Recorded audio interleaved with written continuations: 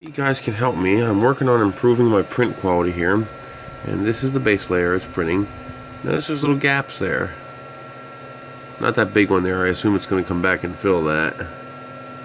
But the little gaps. Here it comes again. See the little gaps there? Right there. And they're worse on that end. Hang on, gotta wait for it to come back.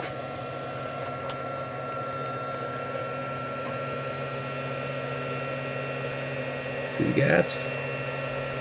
Why aren't they filling in properly? Any ideas?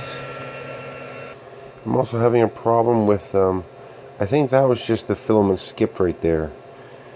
It seems like the parts are not quite as strong as on my other unit, on the Replicator Mini, and I'm having little overhang issues. See how this is all sloppy? This could be cooling, and this actually might solve that problem. I got all the stringing taken care of. This part is unmodified. I did nothing to this. So most of the stringing is gone. I got these little pecks right here and stuff like that, but pretty good. If you know what I should do to clean that up, let me know.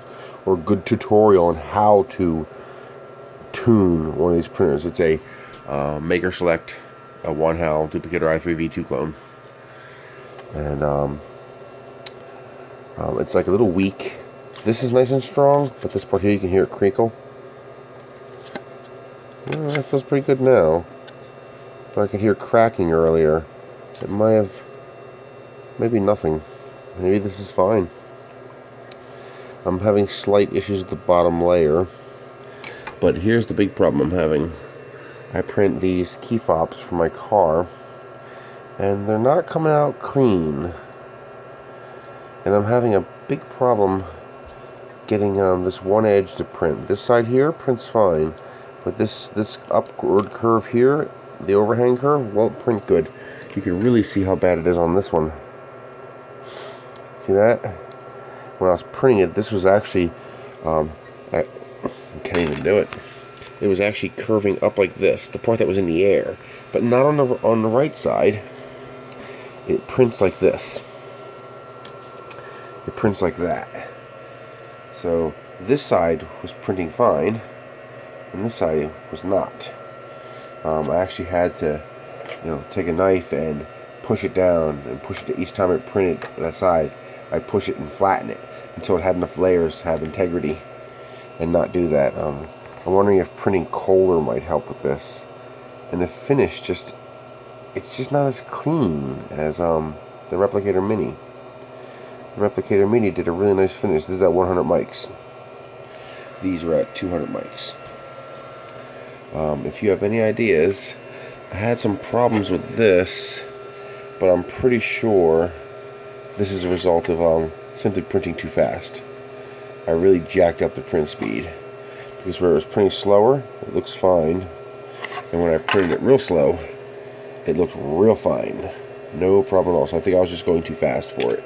When I get the extruder uprate, that might fix that. So if you have any ideas on what I can do about that, how I could tweak it, I had to lower the, increase the multiplier to 1.05, the line width to 0.65, temperature to 217 degrees.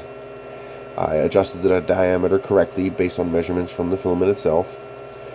And I think that's all I changed. And the overlap I made 25%, 30% now.